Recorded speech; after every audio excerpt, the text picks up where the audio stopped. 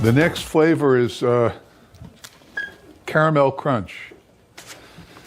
And see these little cans here? This is what we're going to use. This is dulce de leche, which is really just sweetened condensed milk simmered over the stove till it becomes this. You can do that at home. I used to do it, but then I discovered Nestle's dulce de leche, and it's astounding. However, since it's in these little cans, and it would be kind of cumbersome to put them in the top, each can, what I think we'll do is we'll get a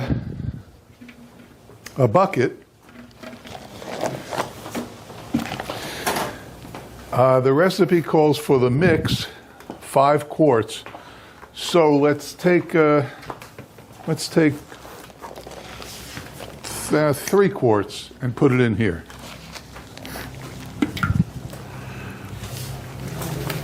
Yeah, we'll go with 2. 2 quarts in here, and then we know we have to put 3 in the machine, right? Right? So we've got 2 quarts in here. This is just going to help us mix it. I've tried everything. I tried the stand mixer, you know, the, what do they call them? The immersion blender. Immersion blender. Like my $400 None of that works any good. So what I came up with is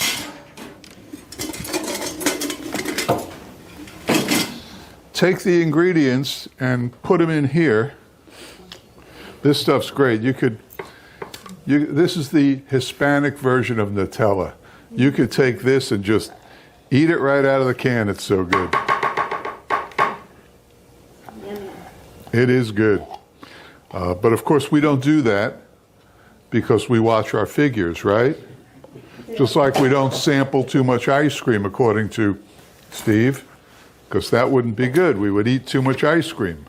Heaven forbid. So this calls for 5 cans in a half batch, or in a full batch on this machine. What's the cost of that can? What? Cost of the can there. Do you know? What's the cost of a can? What does the can cost? Well, I'm going to answer that 2 ways. I'm going to tell you that each can is about $2.79, and then the other way I'm going to answer it is, who cares? It's true. My budget cares. Who? My budget. No, your budget won't care, because you're going to do 3 things. You're going to make ice cream, you're going to sell ice cream, and then you're going to go to the bank.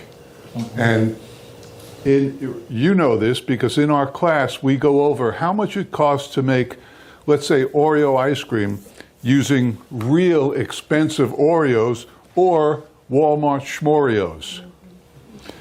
The difference is pennies, and the difference in taste is enormous. Always use the best ingredients. Don't even look at the price. It doesn't matter. The first week you're going to compute all your prices and say, oh, it's costing us this much. But after the second week, when you go to the bank, you won't care anymore. Don't worry about the pennies.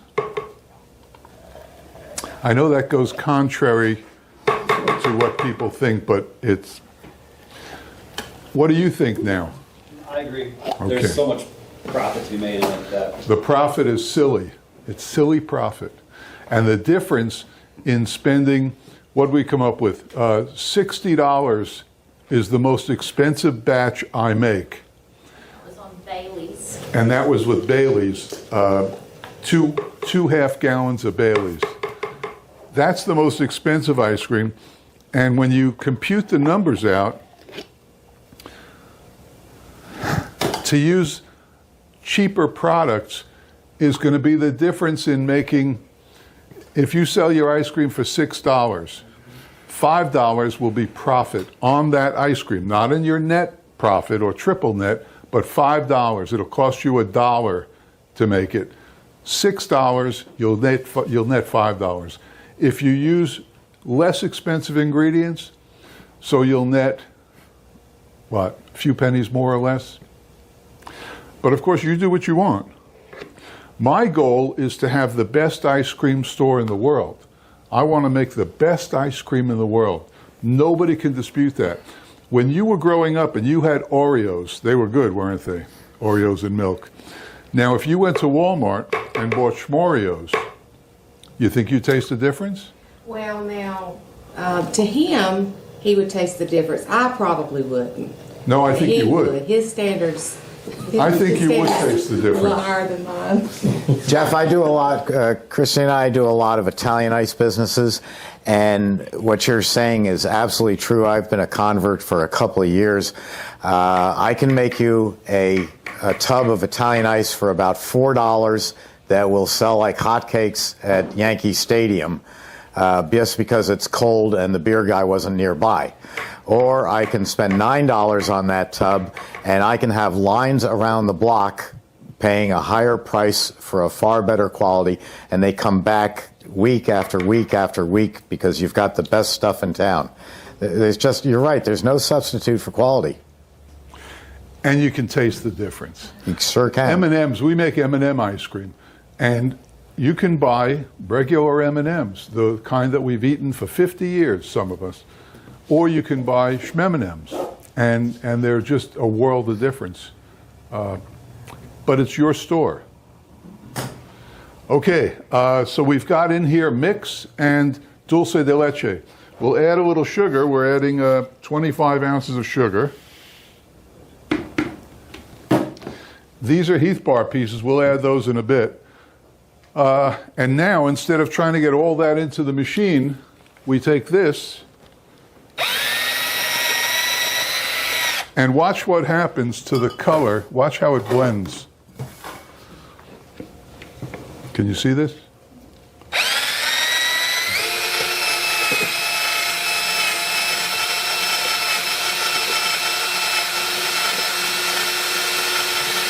And Steve likes this because we're not throwing sugar into his machine. Yeah, but I miss your old Black & Decker corded drill that weighed about 10 pounds. This is getting very high tech for you, Jeff.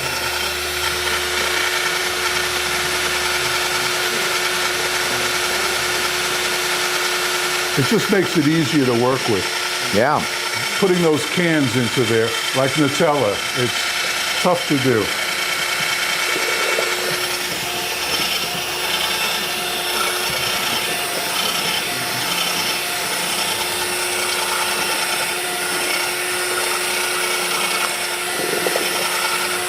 And I can't take credit for this.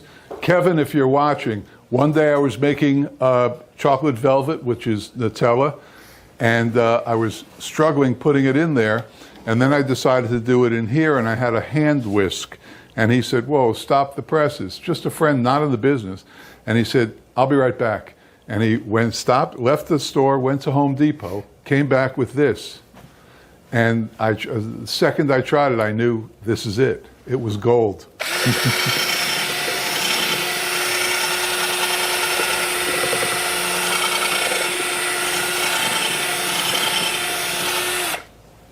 So there you have it.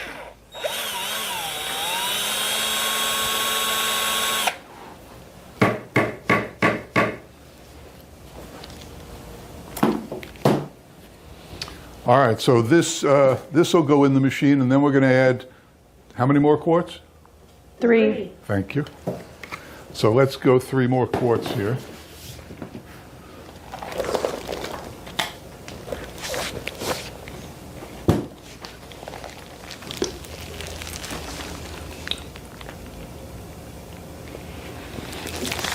Okay, 3 quarts.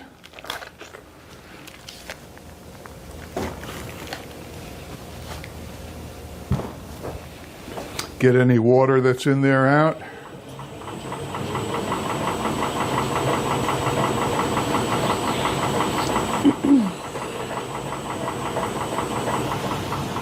And a little piece of cookie.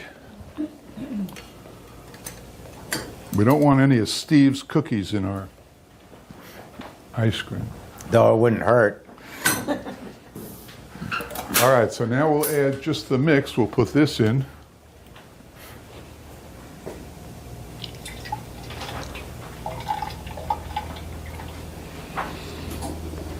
My friend George computed how much ice cream I've made.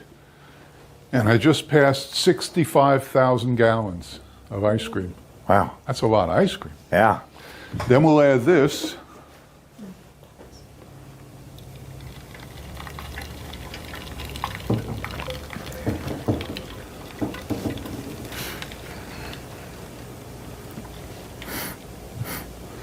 And I know there's some left over, but there's a trick coming up. Close it up, start it up.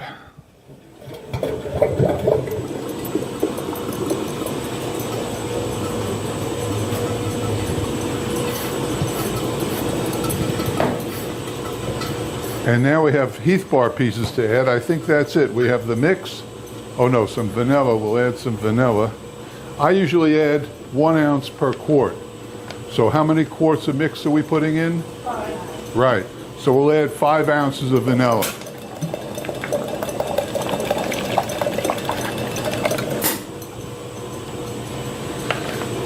At my class yesterday, for the first time, we did a Zoom call with Darren Oh, nice. From Lockhead. from Lockhead. He told us all about vanillas. It was good, wasn't it?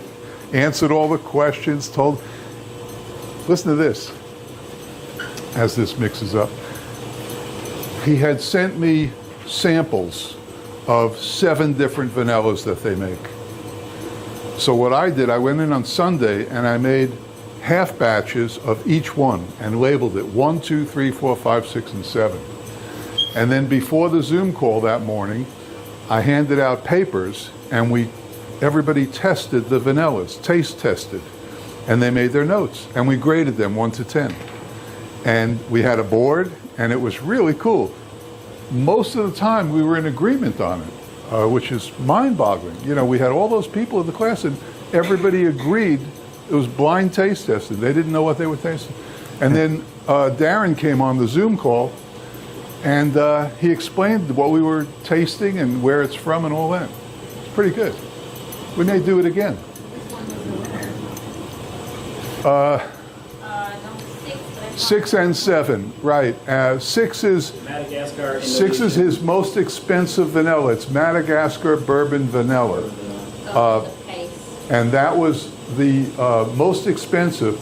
Number 7 was the least expensive. And they both tied, which is, I Wow. was thrilled. So now we'll add a little of this here.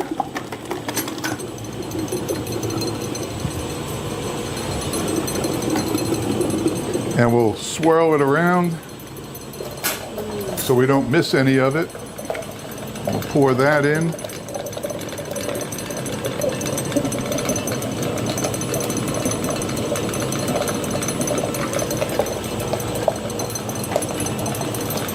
And what are we going to do now? Turn on the refrigeration. No, what are we going to do now? Come on. Come on, what are we going to do now? Thank you.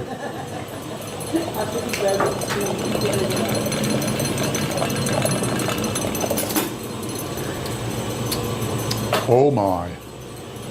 We'll add Heath Bar.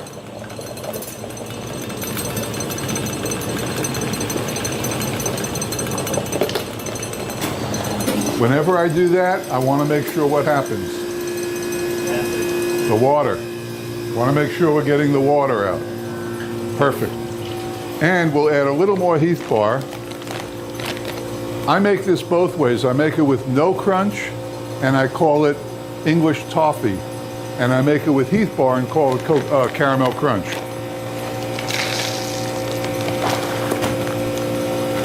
We'll add a little more of this.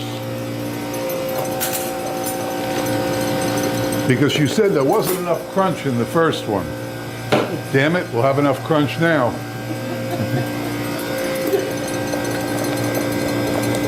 Okay, we are ready to roll. Do you need a Pepsi? Do you... And I'll tell you one thing, if you make this, if you open a store, and if you make this, you'll never not make it. It'll have to be on your menu forever. There's a few flavors like that. One of them is what I make, chocolate velvet, and the #1 flavor is totally coconut. And you'll never be without them. How are those? Good? Matt? What's that? Totally coconut. Oh, it's great. Yeah, very good ice cream. I pay these guys to sit in the back. All right, so now, what do you want to do now?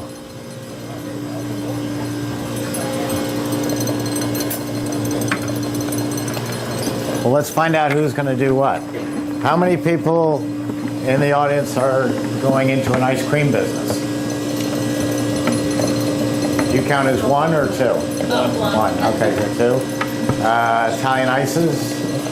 We're gonna do those two. Two also. Dairy free? Probably. Maybe a Once you learn about it. So what are the rest of you going into? Well, we have, I'm opening an Italian restaurant. We have 350. We're gonna do gelato and Italian ice. Good. Very good. How about you folks? We're not sure yet. Okay. What are the choices of not sure yet? We're still working on it. Where in the country are you going to be?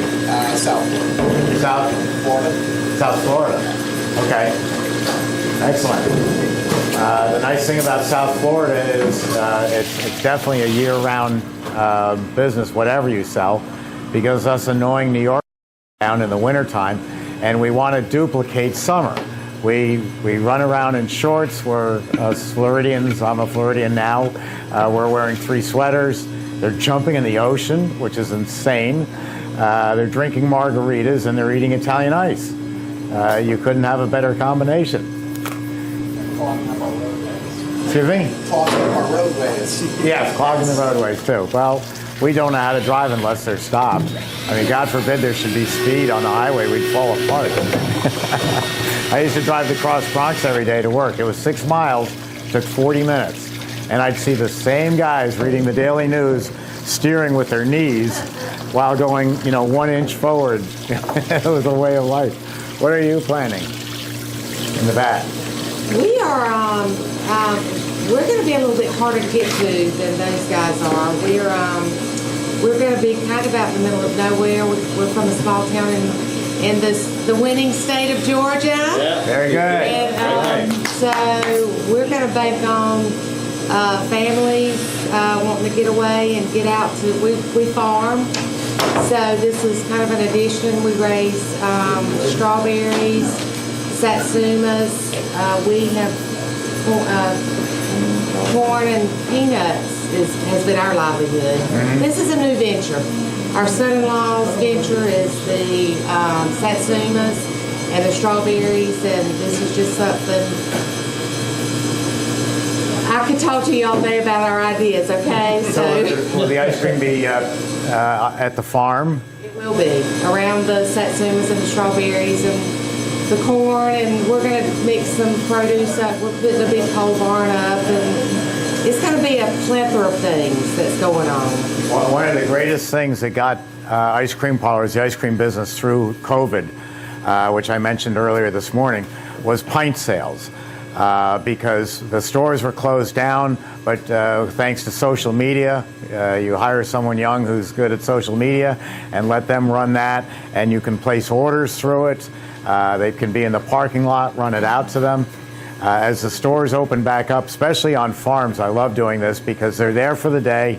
Let's say they're picking strawberries or they've come out to buy peanuts and other items. It's an event to come out to the farm. That's what we're counting on. Yeah, they bring the kids, they bring the whole family, they bring grandma, and they're spending time out there. And then when they leave, they're not going to do other errands. They're going straight back home.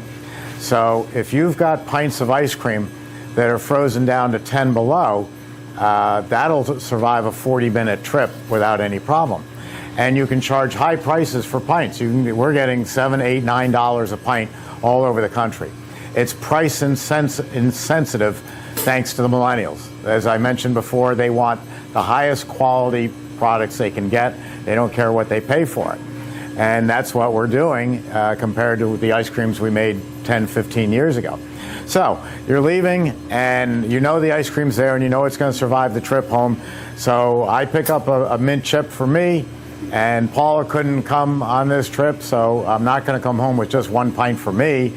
I'm going to pick up a coconut, Jeff's special coconut flavor.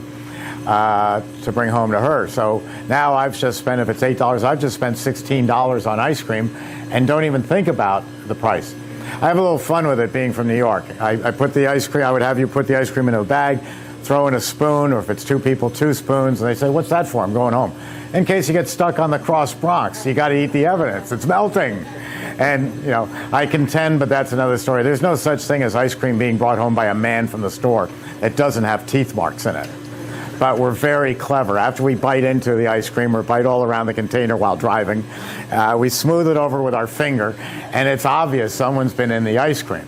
So what we do as soon as we get home, we've got the other groceries and the beer, and we put it all on the counter, and we rush and grab a spoon, and we start digging into it and have a couple of bites until we get yelled at for eating the ice cream because the Thompsons are coming over tonight, but we've covered up the evidence.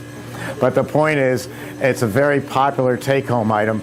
I talked about this a while back at Penn State, and I was talking to the head of the dairy school, Dr. Robert Roberts, and I said to Dr. Roberts, why does Haagen-Dazs and Ben & Jerry only sell in pints? Where are the quarts? Where are the half gallons?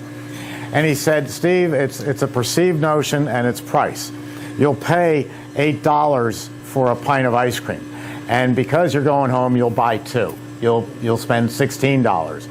But if it's $8 a pint, you'll never spend $32 for a half gallon, because even if you're Bill Gates and you could afford an 18-karat gold case for your iPhone and not even blink, your mind won't let you spend $32 on ice cream. So it's 2 8s and 8s, and you add that up to all the people who come out to visit your farm, and you've got a very big business. The other thing is a pint of ice cream is only going to last a day and a half. As soon as you get it home, you take a taste of it. You have some after dinner, and then if you're like me at 11 o'clock at night, you're sneaking another couple of spoonfuls. So in a couple of days, it's gone, and you're going to go back to the farm to get more. So it's become the most amazing repeat business. In the first year of the COVID, 2020, where everybody was shut down, a large number of my customers were up 40, 50, 60% same store sales over the previous year just because of pints. So sell pints, don't sell quarts or half gallons. Keep it small and keep it simple. We don't need you to spend $50,000 on decorating the pint. We have some pints around that we got off Amazon that are pink polka dots. They're very nice. I contend that if you just had a pint container, just buy the plain white pint container and get colorful. You can get 3 color stickers made that are freezer proof. So one sticker has your name on it, and the other sticker has the flavor on it. Or you could even do just your name on the white background with a sticker and hand write the flavor on top. It looks so homemade that people are going to go for it more so than a commercial brand that they know wasn't made fresh. I'm a sucker for this because Paula rarely lets me out to do shopping because I'm sent out for one item and come back with 3 carts full of all sorts of junk food. It's great. And when I'm checking out, there's always Aunt Josie's or Aunt Martha's or Aunt Susie's banana nut bread right there at the cash register. It's wrapped in only aluminum foil, and it says Aunt Josie's. And I'm thinking, Aunt Josie, I'm starving. And I figure Aunt Josie's got to be the greatest chef on earth. I'm buying this. And it's like $3 for one piece. I don't care. I'm hungry. I'm going to eat that before it gets to the car. And I don't know if Aunt Josie's any good. Maybe Sara Lee is better. But it's the packaging that makes it look so simple and so homemade that I want to buy it. So sometimes less packaging is a great idea. Keep going. Keep going. On what subject? Does it matter to you? I will talk about something new that we ventured into. Some people call it sleeping with the enemy. I call it good business. When people buy a CB350, we put them into business for this machine, which is very well priced to get into the business. And we buy a chest freezer from Home Depot, Lowe's, or Sears to freeze the ice cream in. It works very well, but the chest freezers can only do so much. So a year or 2 later, we're hearing from people and they're saying, I need a bigger machine. I don't have enough ice cream.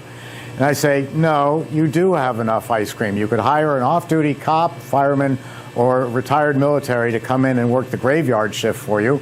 They look at the job as a mission. I mean, who better to be in your business at 1 in the morning than a fireman? I mean, it's great. So that's who you hire to come in and make more ice cream. Your problem is storage. So one of the biggest manufacturers of hardening cabinets, Masterbuilt, went out of business 2 years ago. They don't. I was told that they are so out of business that there's only someone sweeping the floors in the factory. They don't have parts. They don't have service. They don't have technical. Nothing. They are gone. Masterbuilt is gone. That leaves Kelvinator, which is an extremely good cabinet. I've used a lot of Kelvinators, but they're also running into supply chain problems, so they're quite delayed. So I was approached by Cappigiani, which is the Italian batch freezer. We do hard ice cream, they do gelato. It's totally different. Excuse me, I think it's them calling or telling me to shut up. No.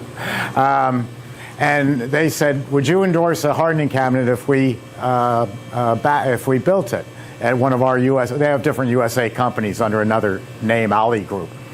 And I said, we need it. And I'd like to have some input in it on the features and selling price and all that. So we got together for the past year and we introduced this at the National Ice Cream Retailers Association in Orlando this November. This is what they call, technically it's called a one-door model because the two-door model would be twice as big.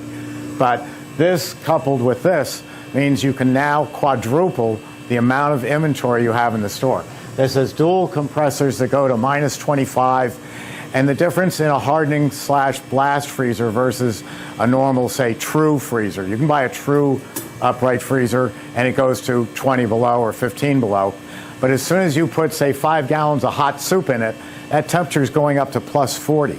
You can load this up with fresh made ice cream and that temperature is going to still hover somewhere about -16 to -25 and then go back up to -25. So now I've got my 2 chest freezers, I've got my Emery Thompson batch freezer, and I've got this new hardening cabinet with dual compartments, dual compressors, all made in the USA.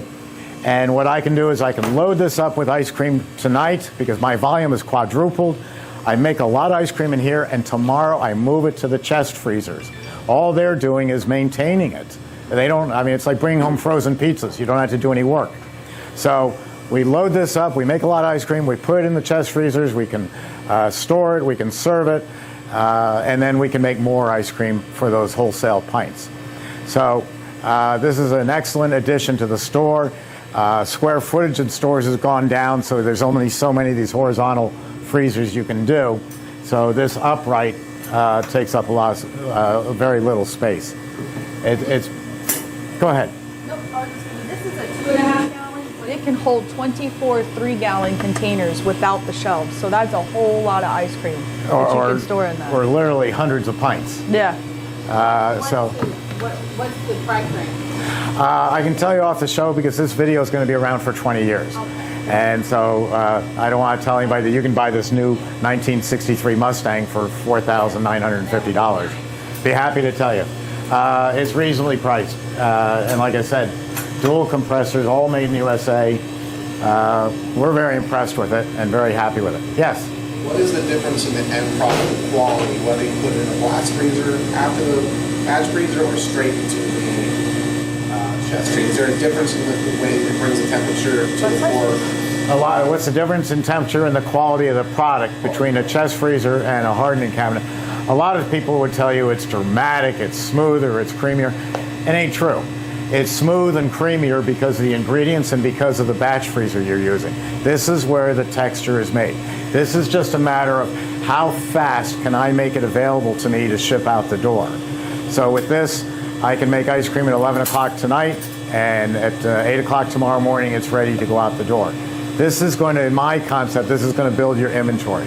If Jeff and I were setting you up in a store, we'd be telling you we can probably do a store, and I am going to say a number, $35,000 would get you into business, bare bones. And the chest freezers do a very fine job. The only thing is, the chest, are you almost ready or am I? He's ready. I'm ready. 10 more seconds? I'm enthralled. 10 more seconds.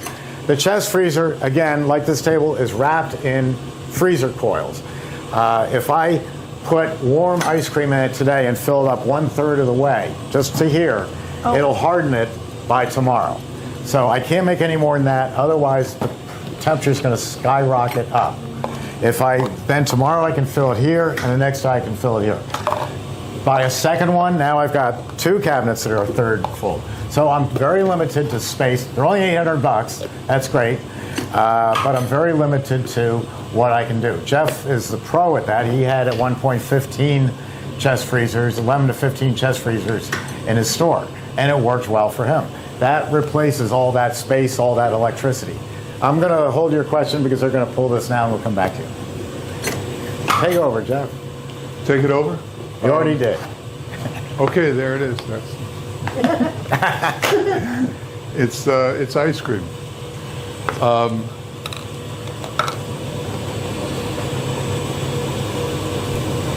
I do not like this spoon at all. No? No. Well, What else truth can I be get? told, I'm already it's a started. little soft because of, don't say anything, because of why? Tremendous amount of sugar. The dulce de leche is all sugar, plus we added some sugar, so it takes longer to freeze, and in the interests of the class, I pulled it a little soon. It's fine, it'll taste just the same, but you can see it's a little soupier. Again, the texture is made here, not here. By the time it gets to here, it's already done, and it's not going to change. But with the chest freezer, you run the risk of it's going to warm up and then refreeze. That's a problem. You had a question. Yeah, I was just wanting to know, when you put it in there for the hardening, would you put it in the pint containers? Or do you put it in a big thing and then you split it away? You put it in any container you want. As Christy said, it'll take 24 of the big tubs. This stuff's good. You one can of my put 24 of these in there, or you can do quarts or pints, or gelato pans, anything you want. It comes. We took the racks out temporarily, but it comes with racks, so you can set it up any way that you like. But the main thing is it's pulling the heat out of the ice cream, and that's what hardens it up. And then it could stay there forever, or it could go into your chest freezers. If it stays in there forever, you really didn't need a hardening cabinet. You weren't ready for it. But if you're struggling with your inventory, and I can't tell you how many people call up and after 6 months they're saying, we need a bigger batch freezer. And then I explained to them, no, they don't. No, I was even accused on social media by one person who said, Steve Thompson's pushing CB350s so that he can make more money and sell you a bigger machine in a year. Well, if that happens to you, God bless you, because that means your business is so big that you outran it. If you're doing a delivery company with a Ford Econoline and next year you've got to go buy a tractor trailer, that's not because Ford wanted to sell you an Econoline, it's because your business got so much bigger. And you buy what you can afford. We don't want you overextended. I used to do stores for $125,000, typical store, and 2,200 square feet. Now we're doing 900 square feet and 35,000. Wouldn't you say that's about right, Jeff? What did you say? 35,000 bare bones to get into a store? Yeah, and you can even make that less. Yeah, depending on, you put in last time, you added in the first and last payment with a very astute comment. Jeff said, you're never going to get it back. You know, you're not going to go out of business, but also nobody ever sees their last payment. Isn't that a returned. big scam? Yeah, the landlord finds a way. Yep. You know, I ran into a landlord, and my first golden retriever, Sadie, liked to eat all the corners of the molding. And just because I covered them over with toothpaste, you didn't think that worked. But I learned that in college. Didn't you ever have green walls and you used Crest toothpaste to, cover over the green walls, the holes in them? After this machine was sanitized, I noticed here that the gate's not lubricated. There's only 2 parts that we require lubrication on the machines. That is the dasher shaft O-rings and the gate O-ring. You just need a little bit of a little smudge like that. Gonna rub it on the door itself. Open and close to evenly distribute it. That's it. You're done. It's a good one. Yeah, that is.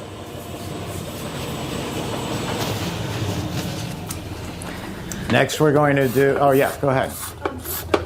Does the machine, when you put the heat crunch in, is it actually breaking it up, or are you putting the size that you want it Some of to? it'll break up. It depends on what it is. Here's a good example. If you were making a pecan ice cream, and you buy a bag of pecans for $30, whole pecans, and you throw them in the machine, it's going to break those pecans into quarters. And that's perfect. That's just the size we want. But you could buy pecan pieces for $15. $30 for whole pieces because they look nice, $15 for pieces. Why throw $30 pecans into a machine that's going to break them into $15 pieces? Below the pieces, they won't get any smaller because they're just rolling around. So you can actually save money. And if you had a hardening cabinet, you could buy, instead of a 5-pound bag, you could buy a 25-pound bag and put it in the freezer and keep it for months on end. So if it's soft, it's going to be completely pureed. Strawberries are going to be completely pureed. Cookies are going to get ground up pretty well. Nuts will remain nuts, but they'll break into smaller pieces. Chocolate chips don't ever change. And so it really depends on the hardness of the thing going in. The key point is everything can go in, and nobody else can do that. And that's a much better flavor ice cream.